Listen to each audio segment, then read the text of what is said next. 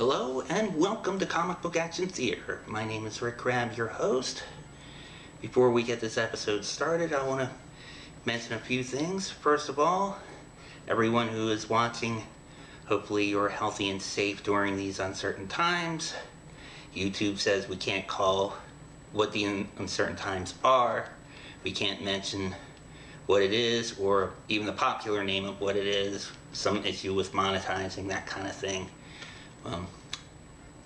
We're not at the level where we have to worry about that yet, but still, we'd like to monetize this channel someday. So, in mind of that, hope you're all healthy and safe, and hopefully we'll get through this together. Even better, hopefully when you're watching this, we are through this, and we're laughing over an adult beverage over the whole thing. Anyway, some positive news. Once again, I'd like to thank Rick Offenberger from the MLJ and MLJ Companion, the interview that we did last week. That was a lot of fun. And one thing that we mentioned during the interview, he has a free, basically a fan club for the Shield. One of the MLJ characters that we mentioned is a recreation of one that Archie Comics did back in the 40s. And what he did and is still doing is, if you join his Facebook group and you send him basically two stamps, he will send you a membership packet, which includes these two badges. I don't know how well you can see them. I took a picture of them so you can see them a little better. One is of the current logo, some current artwork of the Shield. The other is more of a retro logo. He did the same with two membership cards. Again, one is a more current logo. The other is sort of like the 1940s logo. In fact, this particular card is two-sided. Anyway, watch the episode, find out more information about that, and the Shield G-Man Club will take care of you for that, for sure.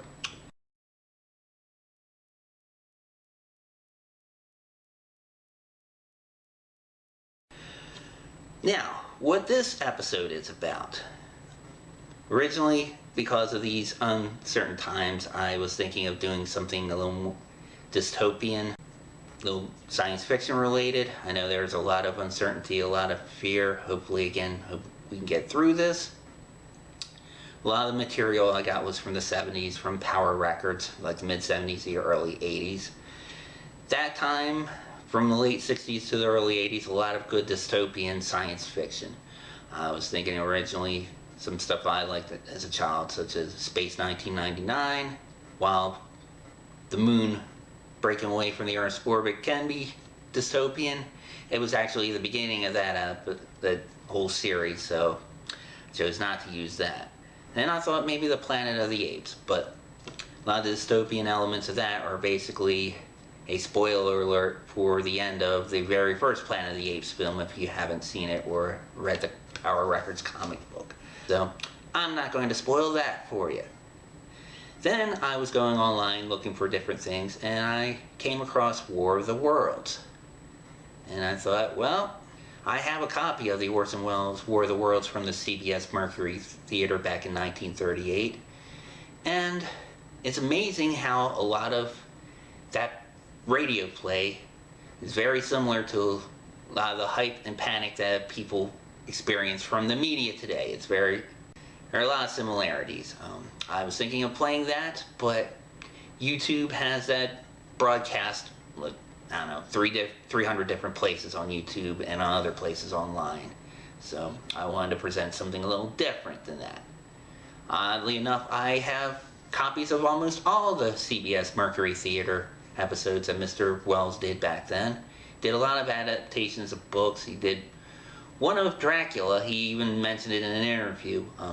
I was kind of disappointed with that. Thought the audio quality was lacking compared to the War of the Worlds broadcast, but okay, so what I decided to go through is, when I was looking for things for War of the Worlds, I found a musical done by someone by the name of Jeff Wayne.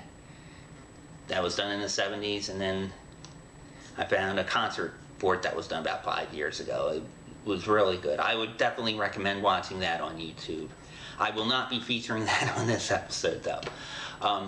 What I will feature is War of the Worlds related. I came across a story that I had as a kid years ago.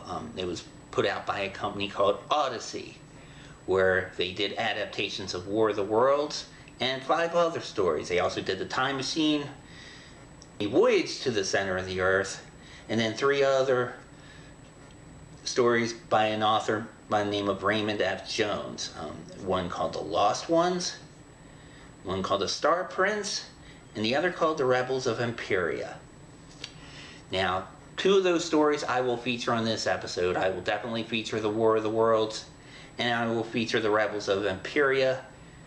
Especially interesting since all these adaptations came around 1977, where a certain independent film called Star Wars came out, and there were a few similarities to this. Even though the story was written before that movie came out, the artwork that accompanied this story looks a lot like it was from somewhere in a galaxy far, far away.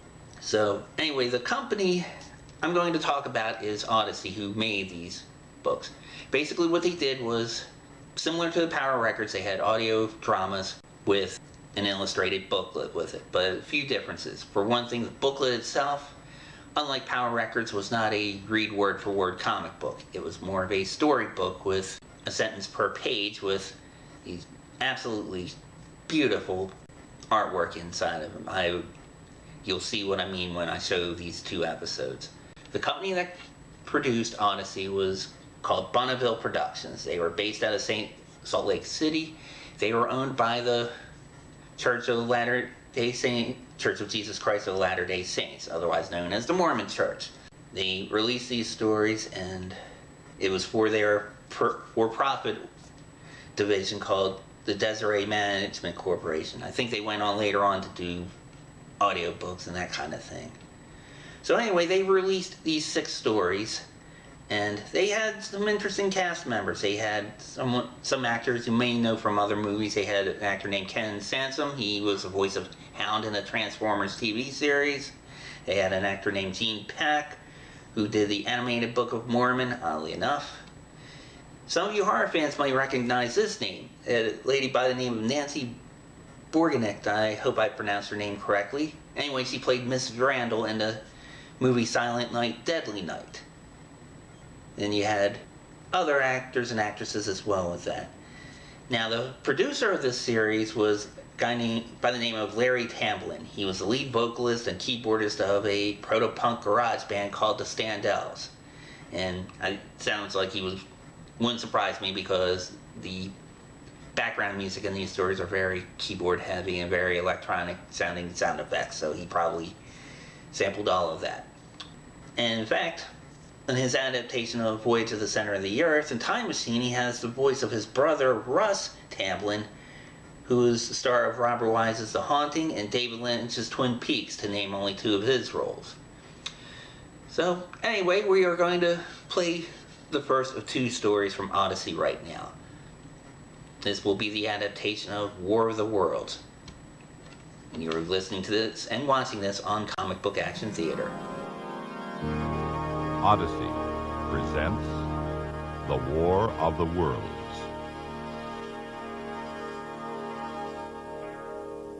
The year is 2015 AD. From the first launching into space in 1961 to the establishment of a base on Jupiter this year, man has not encountered extraterrestrial life forms. For thousands of years, he had looked into the heavens, wondering if there were others. But never did he realize that as he stared into the vast abyss of the unknown, it was possible alien creatures were staring back at him. He could not have imagined that they might be inspecting him, as he does through a microscope, the thousands of transient creatures that swarm and multiply in a drop of water. If this were true, then perhaps the creatures are, at this very moment, focusing in on one of the sprawling super cities, a giant metropolis that stretches across the land for 150 miles. And in it, they could be singling out a high school where a science class is assembled. It is instructed by a teacher who might not realize he is being examined, even as closely as he is examining lesser forms of life. But, Mr. Hunter, I mean, I don't want to sound like I'm complaining, but we're just going to forget all this stuff anyway. I mean, who really cares about germs? Believe me, you're all going to care about them, or at least until Monday's exams. But really, bacteria can affect your everyday life. If you don't believe me, try drinking water sometime when you're in one of those Latin American countries. You'll know what being sick is. The people who were born and live there can drink it all day long. Well, you see, because their bodies are used to the bacteria. They've developed natural immunities, which you haven't. Oh, I feel sick. I think I'm gonna... Okay. Now, come on now. Listen, do well on this test Monday, and we can go on to something you'll really be interested in. Anatomy. Oh, Mr. Hunter, come on. Yuck. Our time is up, and you may leave as quietly as possible. Now, have fun studying this weekend, and we'll see you fully re-energized and wide awake Monday morning. Okay, Mr. Hunter.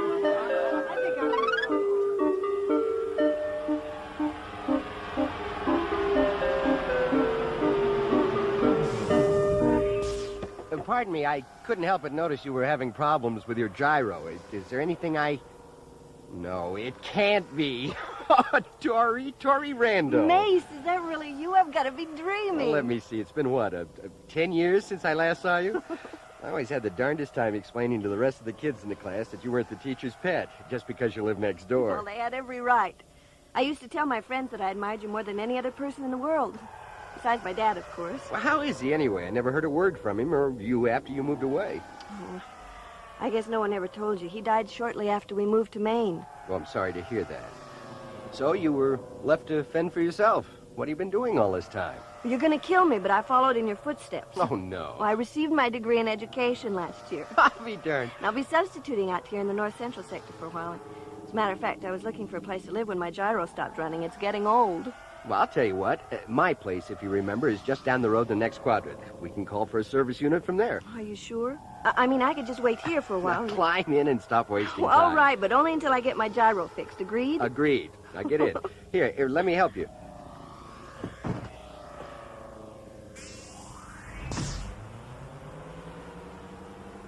Mind if I watch the televiewer? It's all yours. It was positioned at this point behind Saturn, according to Astrotech, before this strange occurrence took place. Hey, wait a second. Turn it back. No one is quite sure what to make of it yet, but scientists at Astrotech will continue to search for clues to this strange mystery. What is Just it? to repeat, about 1 hour ago, certain tracking units discovered that an insignificant mini-planet, which had been orbiting beyond Saturn, has disappeared from its normal orbit amid spectacular flashes of light. After scanning for any signs of its remains, experts are baffled by its disappearance. Stay tuned to this station for further information. Well, I wonder why it disappeared. Probably got repossessed.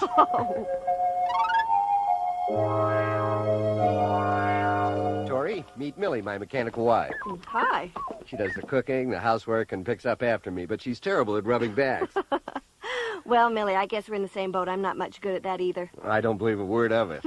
Hey, how'd you like some lunch? Millie makes an excellent bouillabaisse. Oh, no thanks if you don't mind. I think I'd like to turn on the televiewer and see if there's anything new on that missing planet. Oh, go ahead. It's right over here. Mysterious object has suddenly appeared in orbit around the Earth. Scientists believe it is the missing planetoid reported earlier. I have here the renowned astrologer Dr. Hans Brechtmeyer. Dr. Brechtmeyer, do you believe this is indeed the same asteroid that's missing? And if so, how has it appeared without being detected by our tracking stations throughout the solar system? To answer your first question, yes, it is the same asteroid. We have compared readings of density, weight, and analysis of the color spectrum of both planets, and there can be no doubt. They are one in the same. We can only speculate on the second question.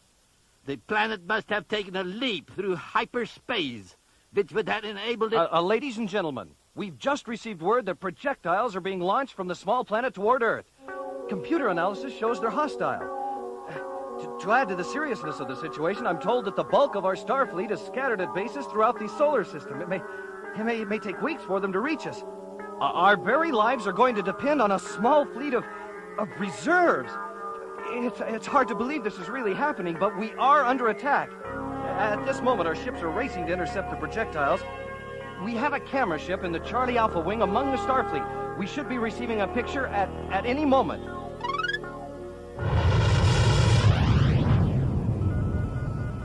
This is Flight Command. All wings report in. Big Apple leader standing by. Blue Fox leader standing by. Crazy Horse leader standing by. Charlie Alpha leader standing by. Red Tango leader standing by. All wings, we're go for rendezvous at 1200. Proceed with attack formation. Look at the size of the fleet! Don't let that worry you, boy. They're moving like spacefarers. It'll be like target practice. Will you look at that? I hit him right on the nose and didn't even phase him. They must be using some kind of deflector shield. Our blasts are bouncing right off. I'm with you, Blue Fox. We can't hit a thing. Wing leaders, we're tracking hundreds of new marks heading your way at Mach 20. I've got a visual sighting. Look how fast they're coming. What about those tin cans we've been shooting at? You'll have to give up on them. They're heading toward Earth. We'll pick them up from here with the missiles. Go after the new sighting. Roger, Flight Command. Here we go, boys. Give them everything you got. I've got one on my tail. Can't shake him. Do not kneel. I'm coming in behind. I can't hit him. Look at the way he maneuvers that thing. Watch out, Frank. Too much to 315. I can't see him.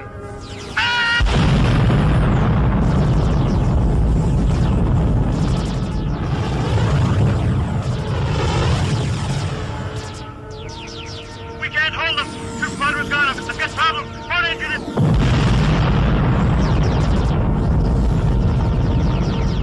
They're all over us. We're being cut down like flies. I've got three of them coming up. This is Charlie Alpha leader. Almost everyone gone. Only three of us left. We'll try to make a final effort. I'm going to draw their fire, so fellas, shoot your best shot. It's suicide, Ben. Don't do it.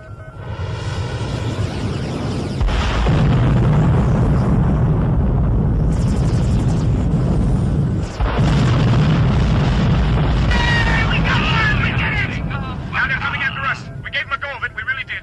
Well, it looks as though we had.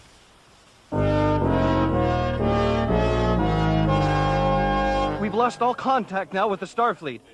But we have a new development. The alien projectiles have safely eluded our proton missiles and are landing at various points around the city and the nation. We're switching to our reporter in the northeast sector where one of these objects has landed. Are you there, Maureen?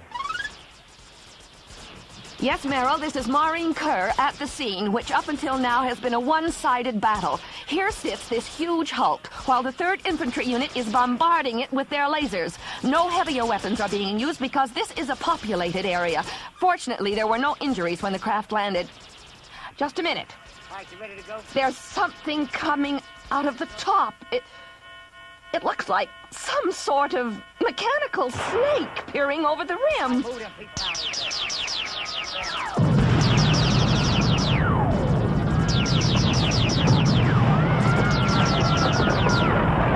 The thing has just opened fire. It's destroying everything, and nothing seems to harm it. And now the cylinder is opening up. Yes, I don't believe my eyes. It's like nothing I've seen before. A machine stepping out from inside. The neck has just swung this way. Ladies and gentlemen, we've lost contact with our reporter. We're in a state of emergency. Our city is under siege. I can't stand Evacuation anymore. is underway Turn at it this off. very moment. Oh, Mace, what are we gonna do? It's so terrible. Now, take it easy. Take it easy. There's got to be a way out of this. We've survived other catastrophes, and we're going to survive this one. And so, man's nightmare has begun. Homo sapiens is no longer the dominant species on his planet, but instead has become an inferior form of life. One whose war maneuvers are looked upon as a mere annoyance, an insect which must be brushed out of the way. A superior being has taken his place, one who would snuff out the life of an earthling without an ounce of remorse. Now mankind can only wait for one of the most terrifying dramas in the history of the earth to unfold, the fight for his survival.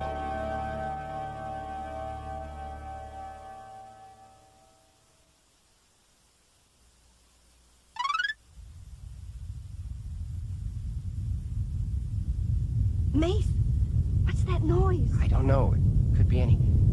Oh, no, quick! Get out on the floor!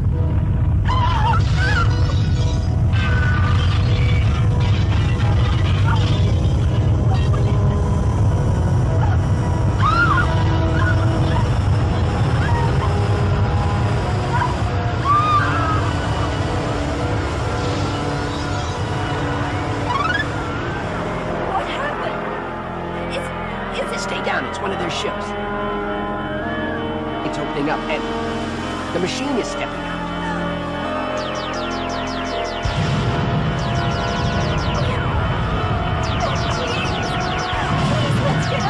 It's firing at anything that moves. We've got to stay here. It's horrible, Toy.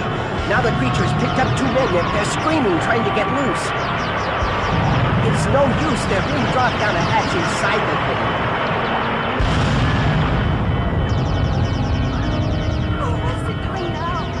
Seems to be... Yes, it's heading the other way. There goes another building. It's gone now. I can't believe this is the same hundred I drove down yesterday. There's hardly anything left. Let me up. I've got to see from... Oh, Mace, it's so... All those people... Just to think they were healthy and breathing, and... Now Shh. Take it easy. Take it easy. It's going to be all right. It's going to be all right. Feel better now? I think I can manage. I just feel so... I know. I feel the same. But if we're going to survive this thing, we've got to keep level heads from here on out. I'm going outside now to see if there are any survivors. Will you be okay? Sure. Mace? Yeah? Well, hurry back.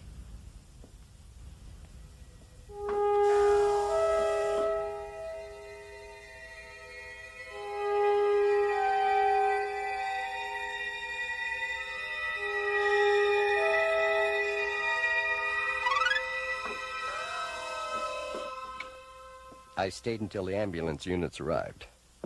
It's a real mess out there. With any survivors? We found a few under the collapsed buildings, but none in the street. I've come to a conclusion. What's that? Those things aren't going to stop until they've destroyed everything.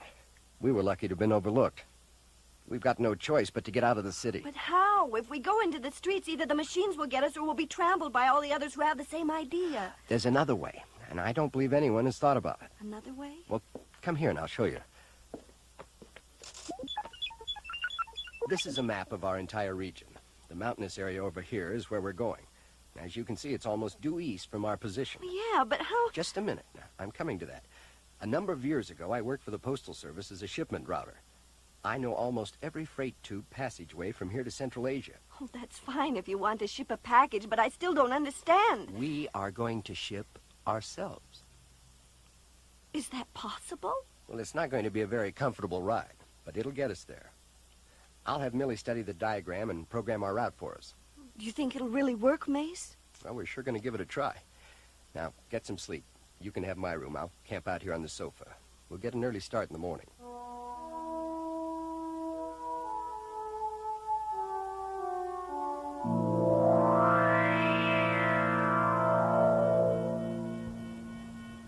Quick, let's get a move on. We haven't got much time. What time is it? It's 4:30 in the morning, but never mind that. Listen. Oh, yes. I hear it. I'm awake now. Put on this backpack. I had Millie make one up for each of us. Now, we've got enough rations to live on for a month. Let's go.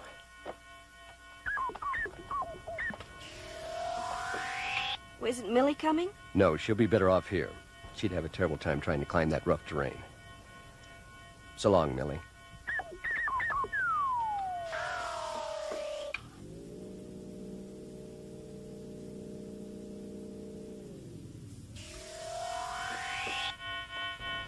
Don't move.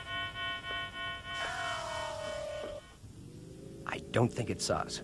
We'll take the underground parking exit. Mace, those things are so eerie sounding. I almost feel as though I'm going to lose control of myself.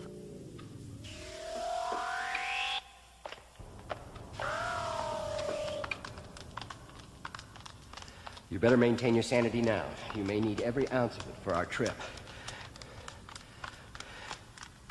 Okay, hold it. I'll see if the streets are clear. All right, the postal annex is only around the block. Now stay close behind me and don't do any window shopping on the way.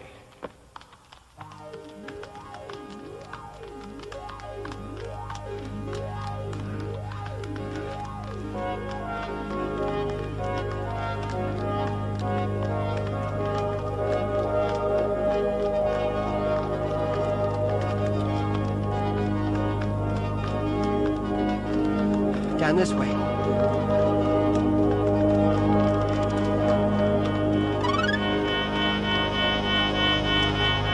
It sees us, Mace. Quick, through the entrance.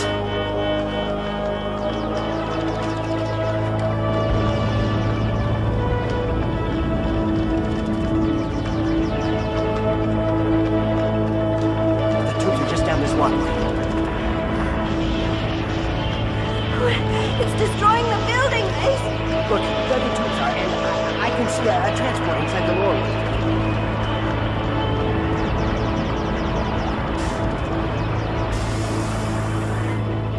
Go ahead, get inside.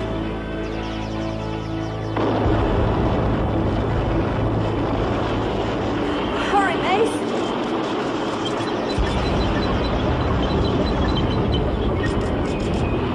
Okay, it's accepting the card. Now, move over.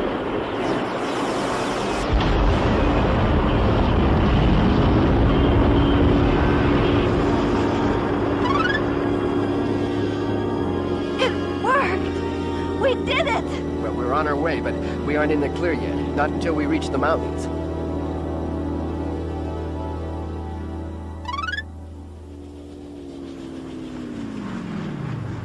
Are we there?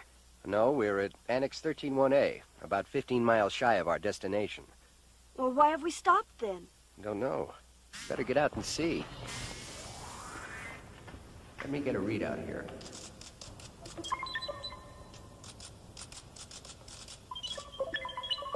Just as I thought, my map was old.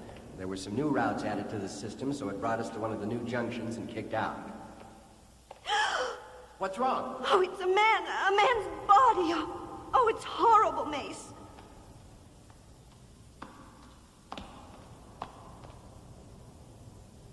Yeah, I see what you mean. You're gonna find this hard to believe, but he appears to be in his early 20s. Well, that's impossible. Look at his skin, how shriveled up it is. Almost like a prune, isn't it? What are you trying to say? Well, I stayed in med school long enough to know what could have caused this condition. The body has been completely drained of all its fluids. But who would have done such a... Who do you think? I wondered what that machine was doing with those people it placed inside the hatch. Tori, they feed on human beings. Oh, the thought of it makes my skin crawl. I know, but we can't think about it anymore. We've got to find a way to reprogram this card. Of course, the Master Control Office will probably have one for the exact route we want. Come on.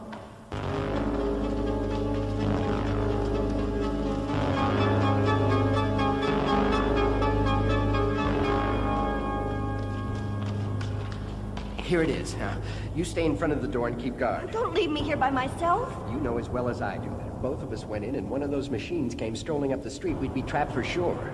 All right, you're always so darn logical. Now let me know if you hear anything, the slightest sound.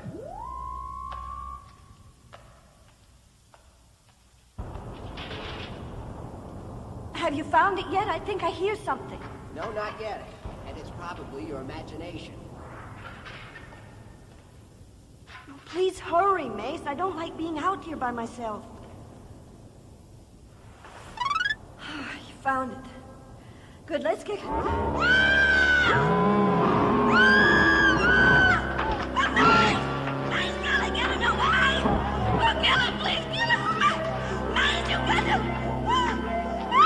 Tori, there's no need. Tori!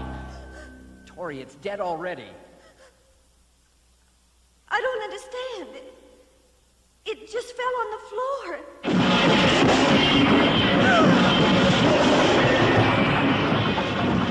Watch out!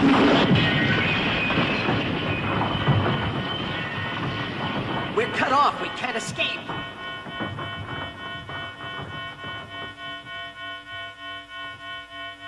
It's not firing, Mace. Nothing's happening. We should be dead. We can't stay here forever. I'm gonna make a move. It didn't do anything, Mace. Wait a minute. I see something on the bottom of this thing. Well, there's a door open. I'm gonna take a closer look. It's another creature inside. Come here, take a look. But I said come here, look at this.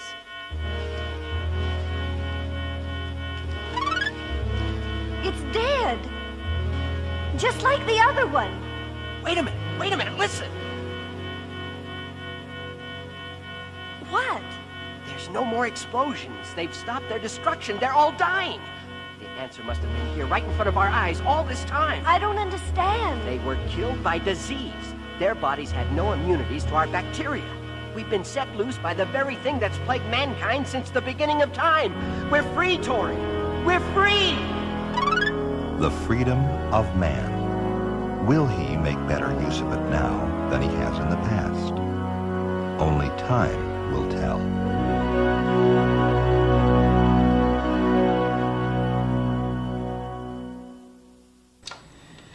You just saw Audisee's adaptation of War of the Worlds here on Comic Book Action Theater.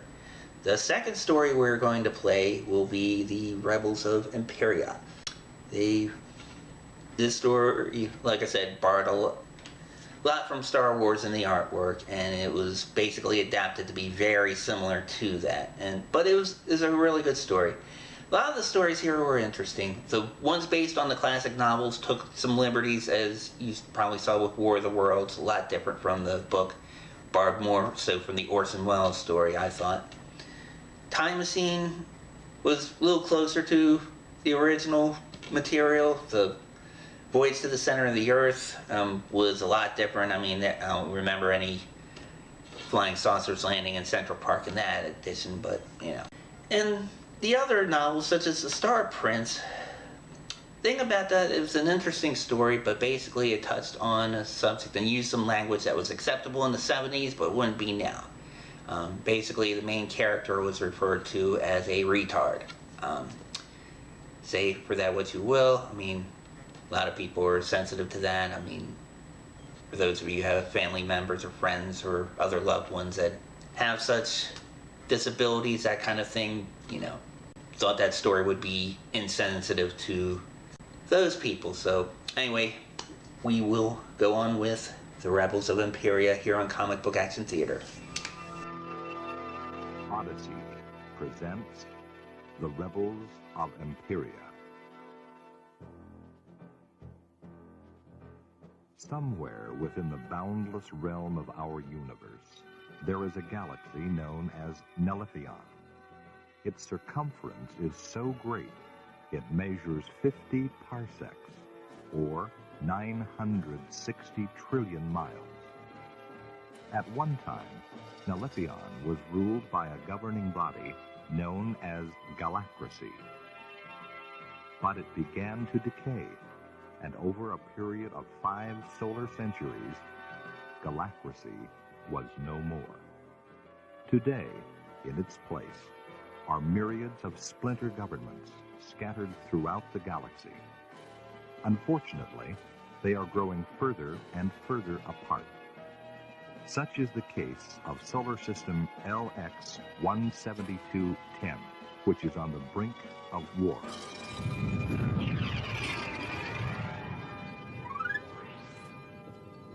We're nearing Maltia, Your Majesty. Very well, Captain. I will accompany you to the cockpit. I want to make sure they don't suspect anything when you send the message. Yes, Your Majesty.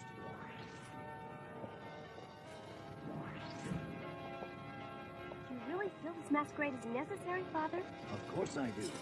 No one besides our council members must know of our meeting with King Zedekiah.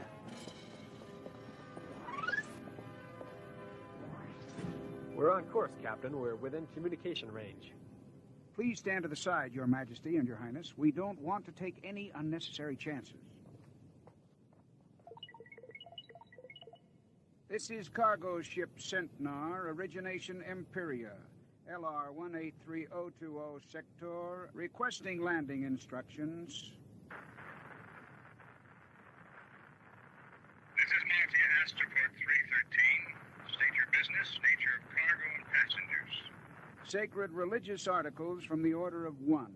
2 passengers, high priest and servant, to meet with King Zedekiah. At least I could have been made assistant high priest. Why did we use the order for a cover? It's because of their non-violent theology. King Zedekiah thought no one on his staff would be suspicious if they received a visit from the order. Centaur cargo, you are cleared for landing at dock A140. Control clear. Centaur clear. It worked, Your Majesty. Excellent. Now, Captain, I'm picking up a large ship heading this way. Try to raise them on the communicator. This is cargo ship Centaur to approaching vessel. Please identify yourself. Centaur to approaching vessel. We repeat, identify yourself. It's gaining on us, sir. Take evasive action.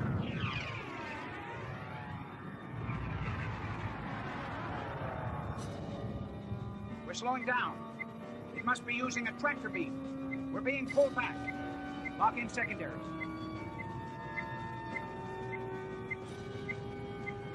Secondary's locked in, sir. It's still gaining. We're being drawn inside.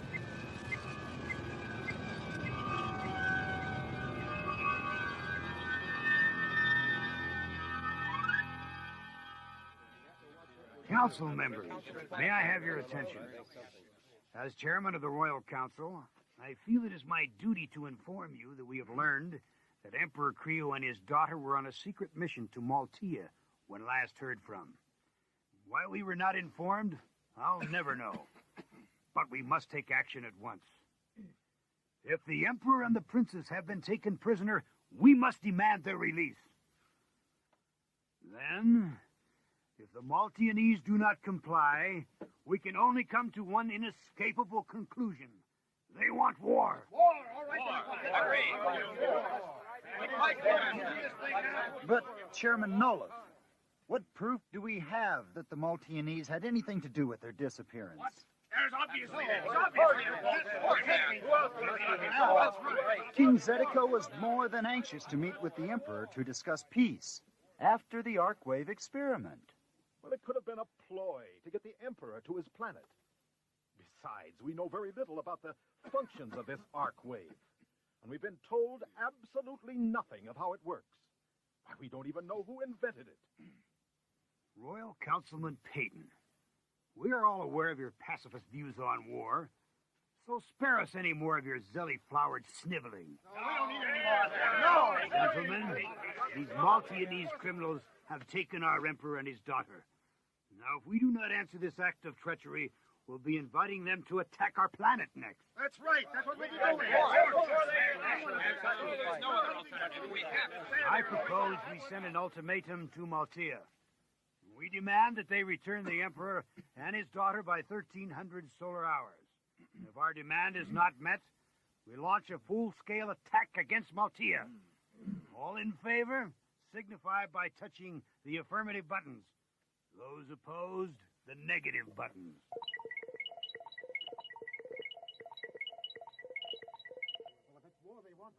The affirmatives have it. 11-1. Now, we will send off the message at once. If at 1300 solar hours we do not receive word from the Emperor, we will begin battle plans immediately. Thank you, gentlemen.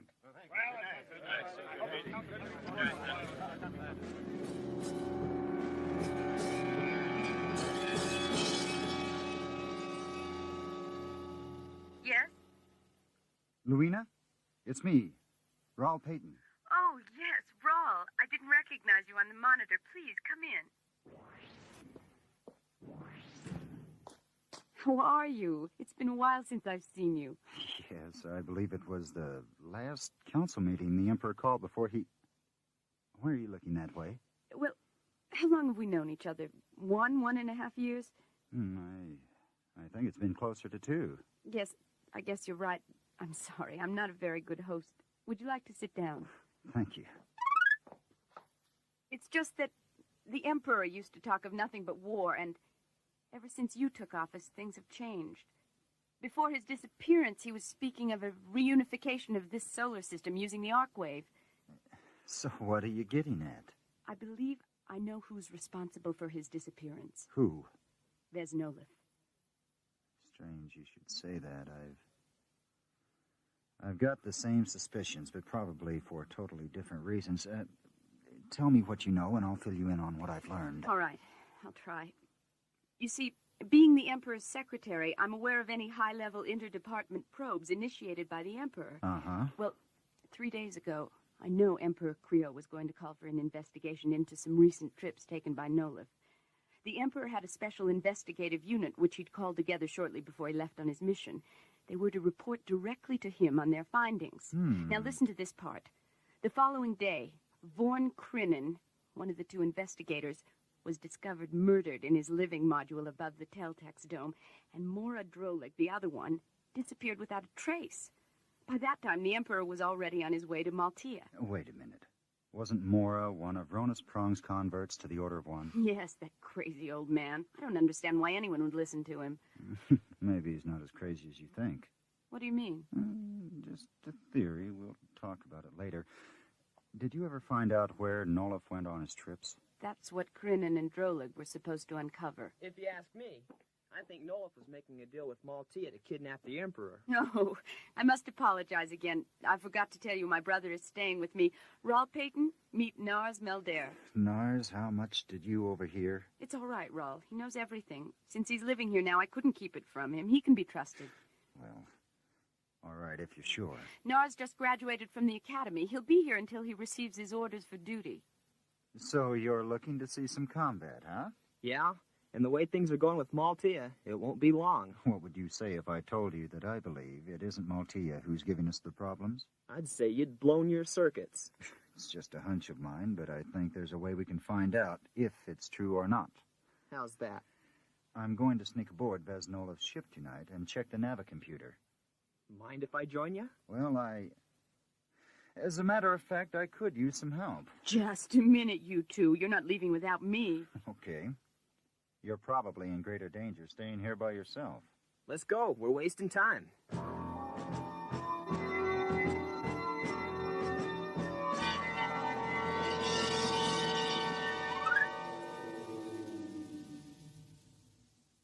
All right. I dug up these taser beams for each of you, but don't use them unless you have to. Not bad. M380s? You government people can get your hands on some pretty fancy stuff. Now, if we're stopped, let me do the talking.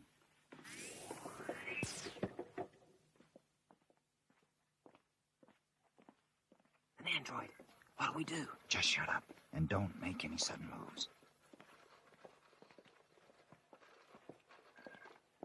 Identify yourselves. Royal Councilman Payton and 2 commission members. We have a DR3 clearance.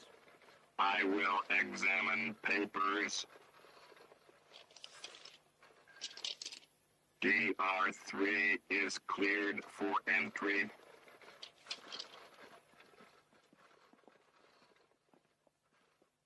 What is DR3? It's a special emergency clearance code.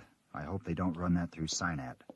Synat? The master computer. Yeah, the old boy has a record of everything. It'd sniff us out for sure.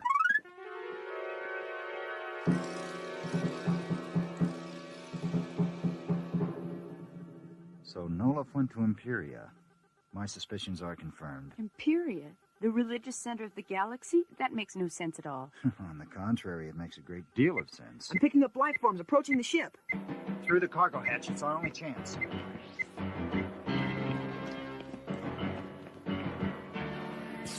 Down this ramp, we'll go out the back way.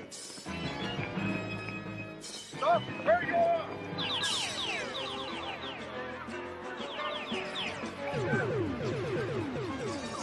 Whoa, behind you!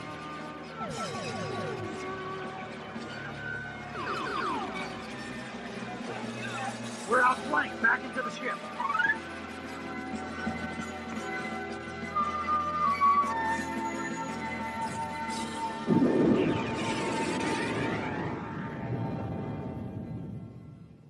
I didn't know you could fly one of these things. I'm a little rusty, but I used to be in the Astroguard. Where are we going? Nars, set the coordinates for Emperia. What? Emperia? If we'd stay here, they'd make meteor dust out of us. The Astro fleet is closing in. We got to make the jump into hyperspace. Now do it. I'll explain later. Coordinates are locked in. Minus 30 seconds and counting. Nars, I hope you know what you're doing. Just hold on. We'll find out if all that schooling did me any good. They're firing at us. Lock in the deflector shield. Deflector shield is activated. Coming up on the count for jump. Mark minus 5, 4, 3, 2, 1.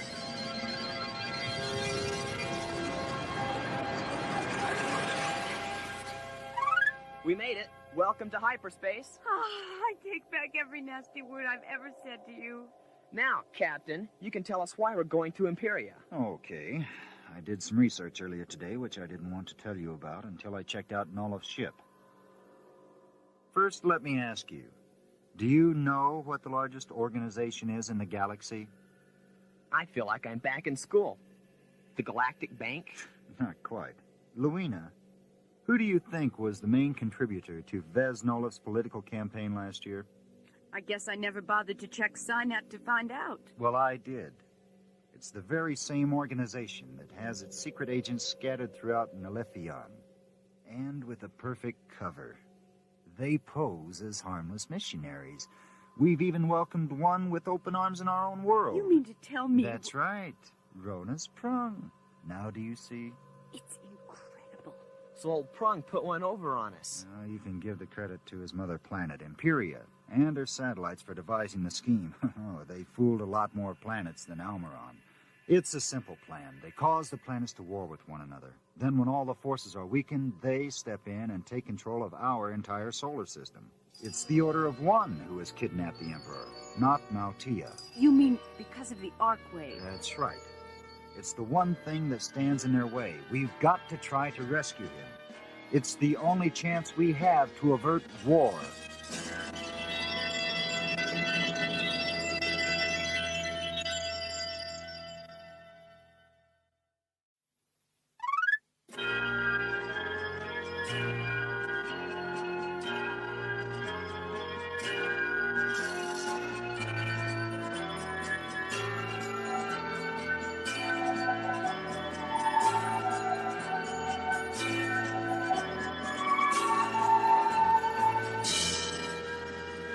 Emperia, the religious headquarters for the Order of One. It is also the ruling body of its solar system. At first glance, the planet's exterior might seem primitive, but the bulk of its might lies deep within Emperia's surface. It is there from which the Supreme One governs this massive political complex. But not all of his subjects are loyal. Rebel armies exist on every one of the planets. They all look to one man, Talio Barzra, as their leader.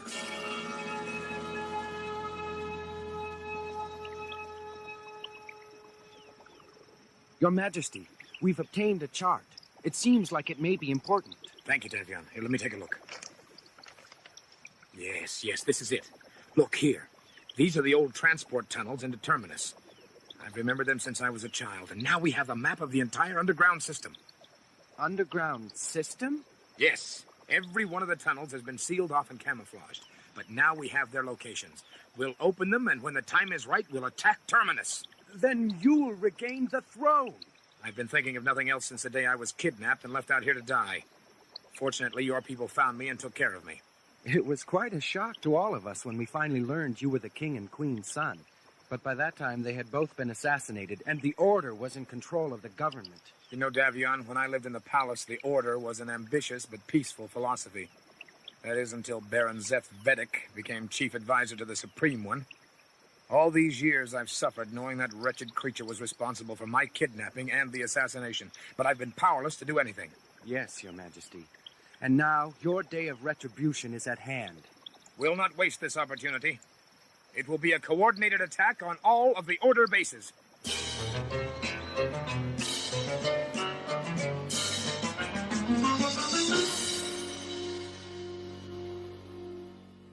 Emperor Creo, time is running out. If you do not divulge everything you know about the Arcwave, we will be forced to extract it from you with the Cellatron. And you're aware of how painful that can be. I'm very aware, Baron Vedek, and I also know that the Cellatron is not foolproof, in which case it may overload and kill me, and you'll get nothing. We will see, dear Emperor. We will see.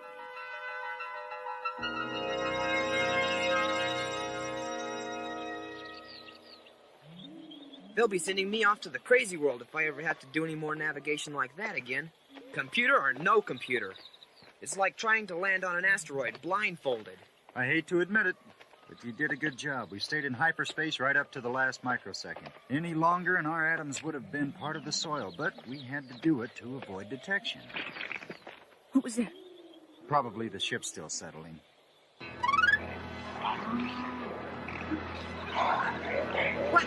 What are they? I'm not waiting to find out.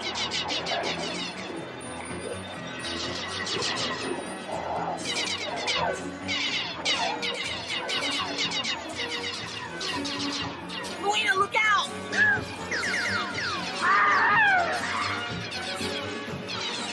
We've got help!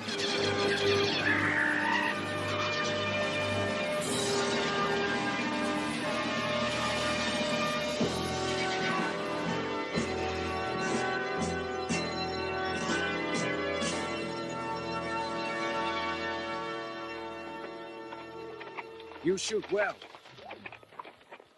We could use you. What were those things?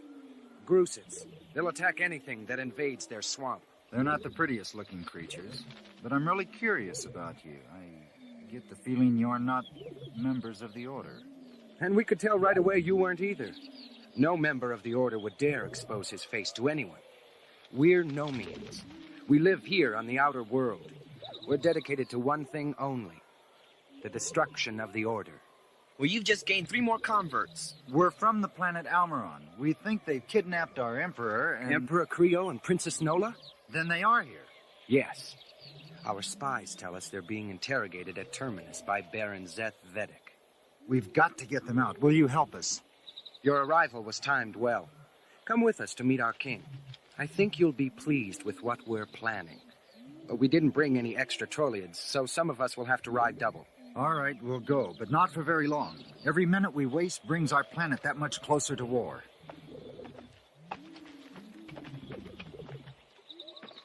These creatures can fly pretty fast, so hold on tight.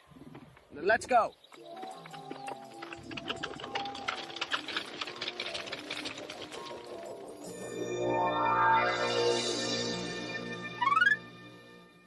Well, my dear Emperor, perhaps we have found a better way of extracting the truth from you. Don't tell them, Father! Why do you have her strapped down? What are you up to, Vedek? You will soon find out. Start the machine. What are you doing to her? We call it the pendulum. It's a laser blade with a very fine cutting edge. If you watch closely, you'll see it inching its way closer to the princess. Oh, about 1 millimeter per second. Such a shame to use it on a pretty thing like her. Of course, we could forego all of this if you would, reconsider. Let me up from here, you piece of filth! Let me up! If I could get my hands around your neck,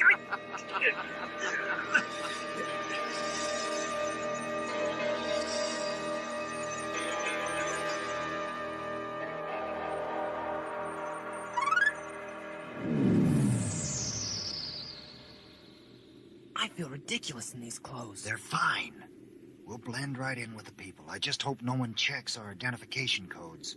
That must be the detention building up ahead. Okay. Now, if everything goes according to plan, we should be up and out of here by the time the action begins.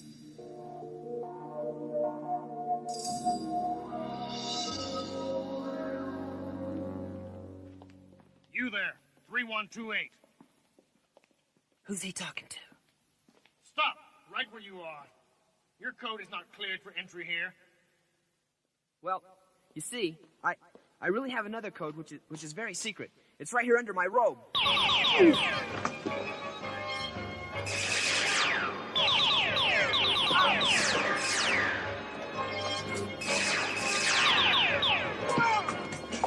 Come on, quick!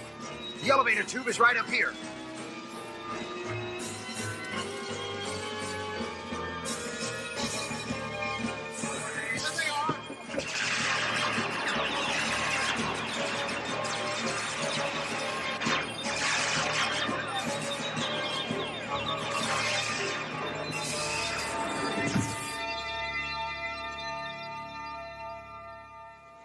This is your last chance, Emperor. The pendulum is going to start marring that pretty little body of hers any second now. How about if we mar your body instead? What? The control box, quick! Don't make any moves, Vedic. I'd love to have an excuse to fry you. It's hard to believe you're here. Raul and Luina. Here, Your Majesty. You and the princess put on these guard uniforms. You'll never leave this planet alive. Oh, won't we now? What's that? That's the king of Emperia. He's coming to regain his throne. Sorry to be rude, but we've got to go now. What? What are you doing? You're going to get what you deserve, and I hope you do get the point. Stop this thing! You can't do this to me! You'll die for this! You'll never get away with it!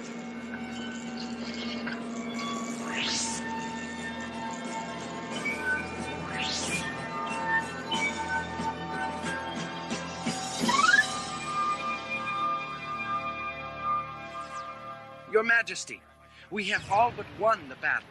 They weren't prepared for an attack from within the city. We've also got encouraging reports from the other battlefronts. What about the Emperor and his people? We haven't heard whether they've escaped or not. We won't be victorious then unless we know that war has been averted in their solar system. But we should find out tomorrow. Before he left to rescue the Emperor, Raul Peyton gave me this device to use.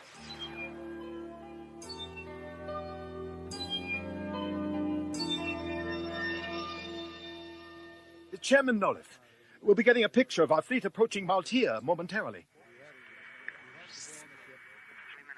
Yes, there they are. Our battleships are in attack formation. Well, Nolith, you almost accomplished your plan. What? Emperor! Your Majesty, Your Highness.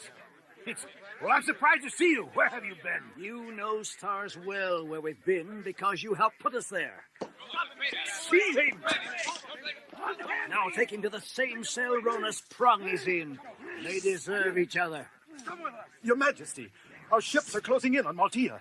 Then you may all witness the first official use of the Arcwave. Here, I'll attach the probes. We haven't got much time. They'll be firing any second now.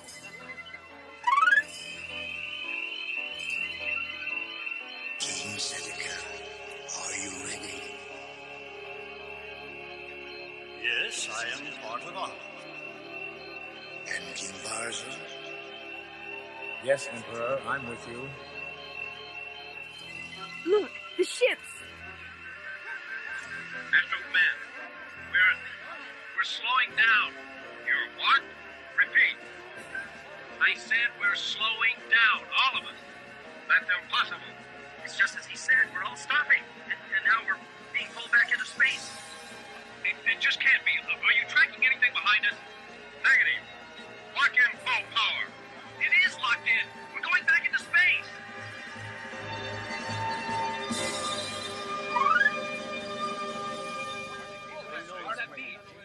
Just a minute now. One at a time. What is this arc wave? How does it work? Perhaps I should let someone else answer your questions. The man who first introduced the arc wave to me last year. Royal Councilman Peyton, if you would be so kind. It can't. He's nothing more than a amazing phenomenon. Something new that's it's impossible. First, let me explain. I belong to an organization whose sole purpose is for the peaceful reunification of galacracy. Some time ago, we discovered a pure energy form of such an infinitesimal size that if it were placed upon an electron, it would appear as a mere pebble sitting on a planet the size of Almiron. But for every electron, there are trillions of Arculon molecules. These molecules are linked together throughout the entire universe. They are the binding force of this galaxy. They are life itself. Every positive attribute we have is of Arculon origination.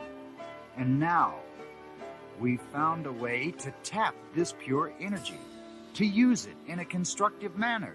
The potential power of Arculon multiplies with each new addition to the arcwave. You saw what the energy of 3 people can do. Imagine what we can accomplish with every leader in the galaxy working together as one mind. My job is to bring the arcwave to all those who are ready for it, and I've just barely begun. Then you're leaving us. I must. There are other worlds such as your own, waiting for the chance to be part of the arcwave.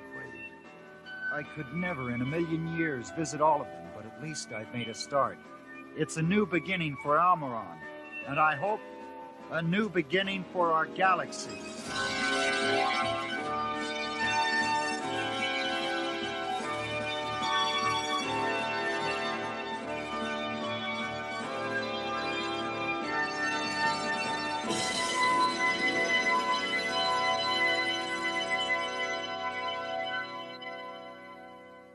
Okay, you just saw the Rebels of Emperia here on Comic Book Action Theater. Hope you enjoyed this episode. And once again, thank you so much for watching, and hopefully we'll get through these uncertain times soon. And as I mentioned, go to Facebook to join the Shield G-Man fan club. I think you will enjoy it, and the stuff that Rick sends in the mail, I think you would enjoy as well. Thank you very much.